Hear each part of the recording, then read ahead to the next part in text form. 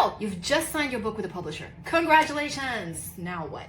Hi there, I'm Kira North and I write books. In this video, I'm going to tell you what happens after you sign with a publisher. Now keep in mind, this is just my experience, and this is how things went for me. The first thing that happens is your manuscript goes to an in-house editor. Now every publisher I've ever worked with has insisted on this point, even though I had paid for the manuscripts to be professionally edited every single time. And every single time, the editors caught things that both myself and the editor I hired missed. Editors are a mixed bunch, in my experience. A great editor can make your story absolutely sing. Either way, once the editor is done with the manuscript, you get a chance to go through it again and agree, disagree with what they did, hopefully. Some publishers don't let you, some publishers do let the editor have the final say, but that's not been my experience so far. Meanwhile, a designer works on the cover in parallel.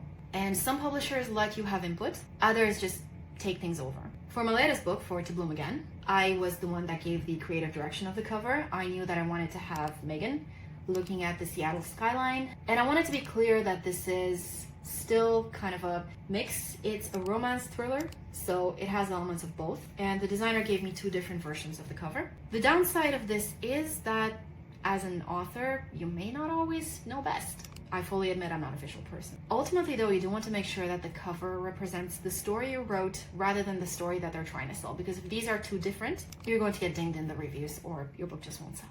In the lead up to launch, your publisher is going to start promos, hopefully. Depending on how big the publisher is, that can take on very different shapes. For Mondify, who published Gifted, my first novel, basically they were already kind of going out of business, so they didn't do much. I'll make a separate video about what happens when your publisher goes out of business, because that's a whole brouhaha. And then for Wild Blue, they did a pre-launch blitz, they reached out to the media.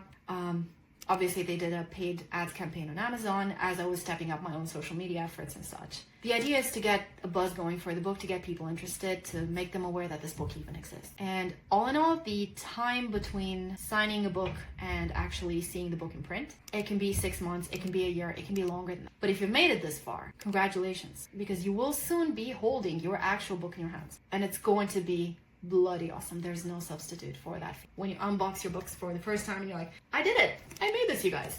And this. Anyway, thank you very much for watching, and I will see you in the next one.